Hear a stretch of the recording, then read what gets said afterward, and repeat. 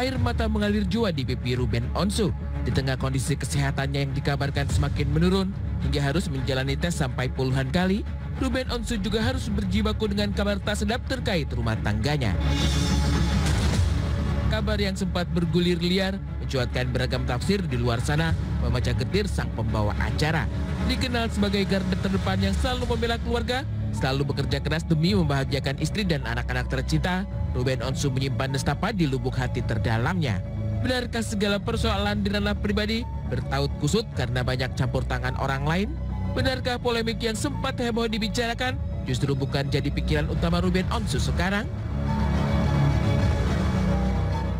Kalau ditanya, gue tuh cuma ketawa doang gitu. Karena terlalu banyak ikut campur. Ya apa sih yang menurut gue gitu. Ya. Itu bukan menjadi pikiran utama. Bukan menyepelekan atau ngegampangin. Tapi saya bisa menyelesaikan dengan caranya sendiri. Tapi terlalu banyak. Wah, orang yang seolah-olah dekat. Ya, ini banyak ikut campur padahal sebenarnya gini. Gue lagi concern dengan cerita yang berbeda gitu, Mel. Ya udah biasa kan namanya kita kerja di industri gini, jadi ya kalau mau dipikirin ya gitu. Ya kalau lagi sama keluarga gitu. Melarung segala gundah lewat air mata tanpa pernah berkuar-kuak tentang persoalan yang dihadapinya, Ruben Onsu bahkan harus bekerja di bawah pantauan tim dokter.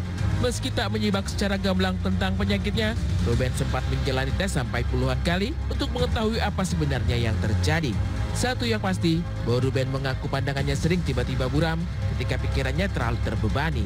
Tapi mengapa dengan kondisi seperti sekarang, Ruben masih larut dalam segudang kesibukan hingga hanya bisa tidur dalam hitungan jam saja setiap hari?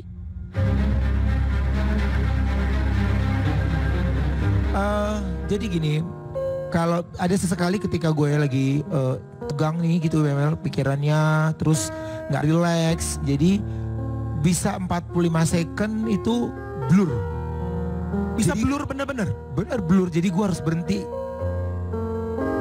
Berhenti aktivitas apapun, ya jam tidur 3 jam tuh gue udah paling lama.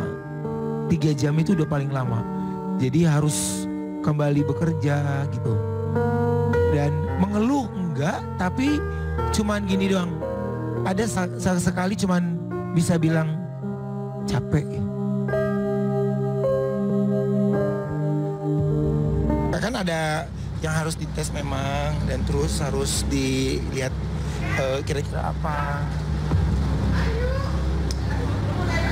Dan harus dilihat itu ada apa gitu. Nah dari dokter minta untuk lakukan tes itu gitu. Hasil tesnya sendiri mungkin? Belum, baru minggu ini harusnya dibacakan. Cuma minggu ini kan aku keluar kota.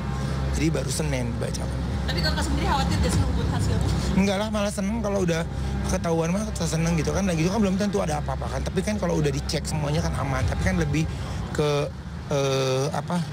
di bagian otak itu. Bukan enggan untuk menepi dari segala kesibukan, bukan pula tak memikirkan kesehatan. Ruben Onsu, dibalik keceriaannya kala memandu acara, menyimpan segala gundah seorang diri tanpa punya tempat untuk berbagi kisah pilu yang dialami.